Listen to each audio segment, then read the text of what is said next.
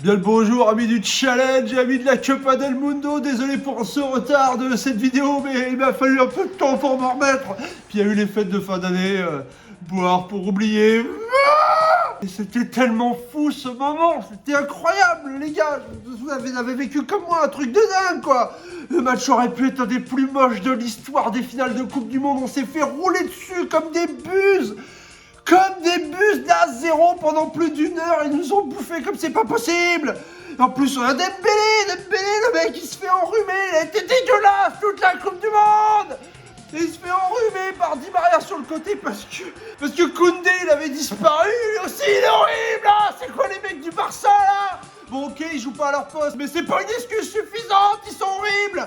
Voilà, il se fait enrhumer, le gars il continue à suivre histoire de provoquer un pénalty qui sert à rien.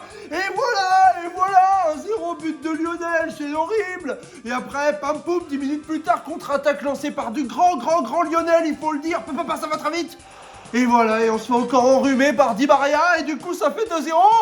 Et voilà, et là tu te dis, qu'est-ce que c'est que cette finale? On est en train de tout perdre, c'est horrible, alors que c'était écrit qu'on devait la gagner, mais on ne gagne pas. Ça sentait qu'on allait être horrible jusqu'au bout, c'était comme ça tout le match, on s'est dit c'est fini, on est impuissant, on peut rien faire contre ces mecs-là. Et d'un coup, ça commence à changer. Oh, la rentrée de Coman, Marcus Thuram, mais surtout Colomani qui à la 80e minute est dans la surface grecque. Et du coup, penalty. Et Kiki, bim, il marque. Et là tu te dis, oh, il reste 10 minutes, qu'est-ce qui va se passer? Est-ce qu'on pourrait peut-être marquer? Mais attends, il est en train de marquer là. Comme ça. Il a marqué 2-0-2, on vient de but en 2 minutes. La Francia. Mbappé.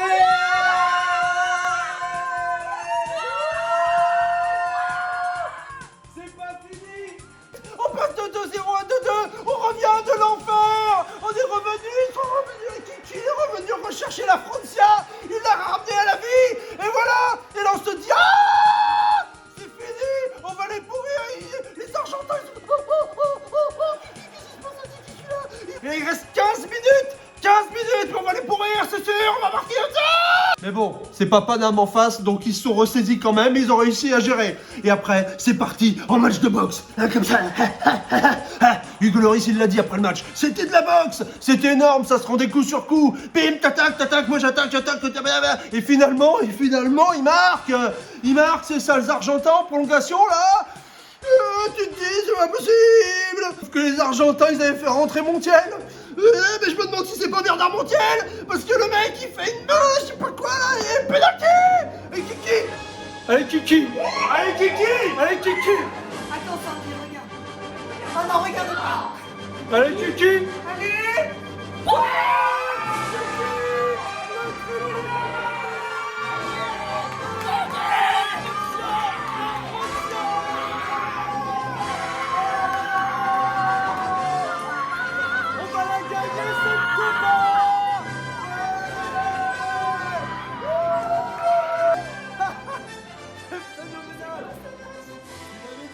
Je l'avais dit, triplé de Mbappé.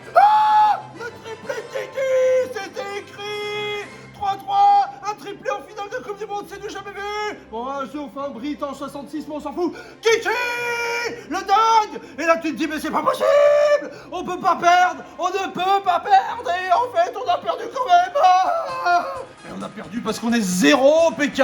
On est 0 à la séance de tir au but, c'est pas possible, un truc pareil. Non mais Lloris, il se fait berner à tous les coups, le mec.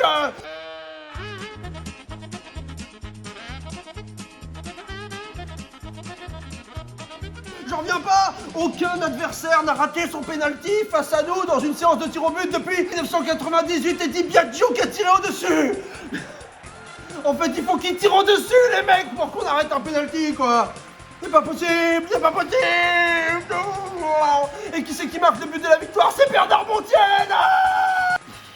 On mérite pas la victoire, c'est sûr, sur l'ensemble du match, mais bon, c'est tellement moche de perdre comme ça, c'est tellement moche. On aurait pu faire le hold-up du siècle, la remontada cosmique en finale de Coupe du Monde. Ça, mais bon, ça restera quand même dans les légendes, c'est un match extraordinaire, et puis c'est la 3e étoile, mais c'est pour Lionel. Et voilà, c'est pour Lionel, et ils sont tous contents, les fans de Lionel, c'est la Copa del Mundo.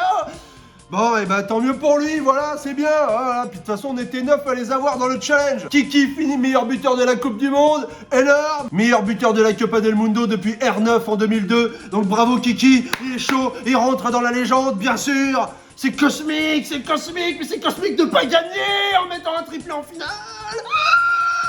Bref, on est 9 à avoir Kiki aussi meilleur buteur, donc voilà, tout le monde savait ce qui allait se passer en vrai.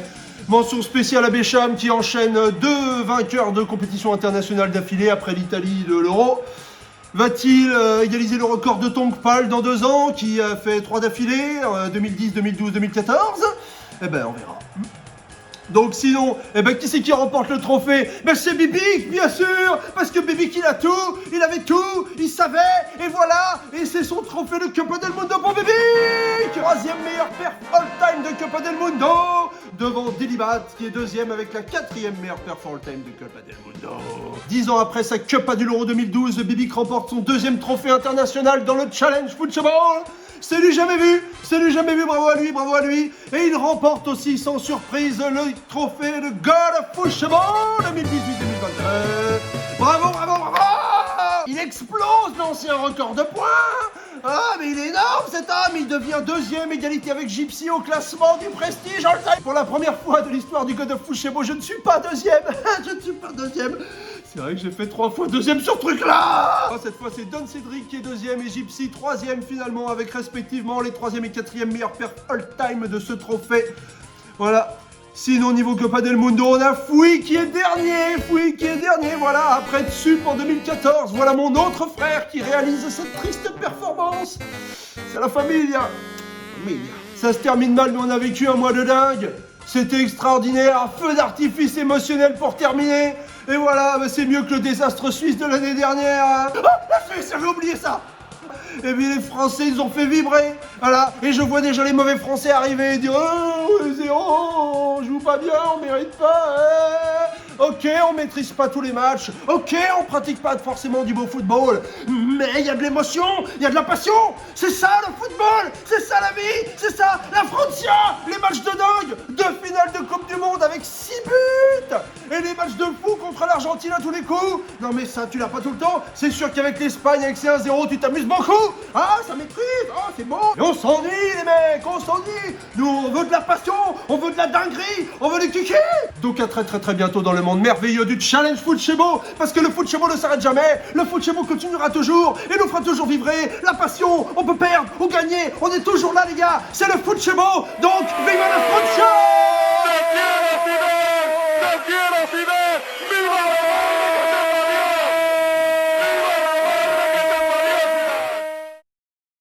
Victor, il faut que tu me dises, qui va gagner la Coupe du Monde? C'est la France ou l'Argentine?